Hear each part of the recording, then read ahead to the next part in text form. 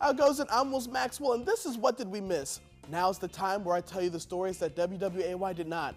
The news stories. If you're looking for literature, you'll still have to head elsewhere. I'm not Wishbone. We head to Egypt for our first story for a look at an operating room themed restaurant. These aren't doctors, but they play them in the kitchen. Dikebda is a themed restaurant where chefs scrub up and serve meals like liver sandwiches, and that's it. Oh, okay, you come up with meals that also sound like they'd be involved in medical operations. Sure, they could have gone with Adam's apples, spare ribs, or bread baskets, but they're not trying to bite off a Milton Bradley board game. The restaurant was started by 10 doctors who wanted to get into the food service industry and still not let people forget they went to medical school. This liver sandwich, or kebda, is mostly sold by street vendors, but can give people awful food poisoning if it's not prepared right.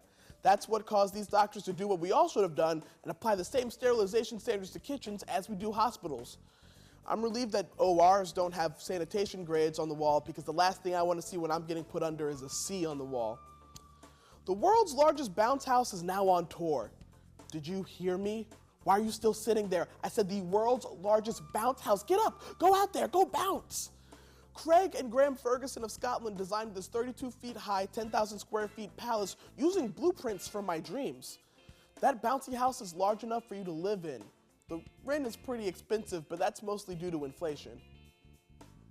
The bounce compound comes complete with an obstacle course, basketball hoops, and slides, just in case somehow bouncing isn't enough of a thrill for you. In case you're one of those rare people who get to experience the sensation of bouncing so frequently in your day-to-day life that you need add-ons. Unfortunately, this moving castle isn't making any stops in North Carolina. However, it is the world's largest bouncy house, so there's zero excuse not to take off work and go to Florida, Texas, California. Just get up and bounce. Adventure is out there. A farmer in Iowa has converted part of his land into a baseball diamond. All right, how does that phrase go? If you make it, they will arrive? That's it, right? Wyatt Ziesman says Field of Dreams wasn't the inspiration for him doing the exact thing that was featured in Field of Dreams. Ziesman surprised his kids with the field because he wanted them to have a place where they could go play. Where do you even go to buy stadium lights? I know we have a shop downtown that just sells columns. Is there a place like that for stadium lights?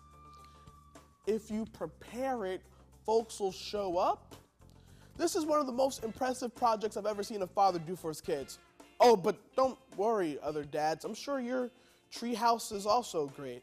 I'm Wills Maxwell, and that's what we missed.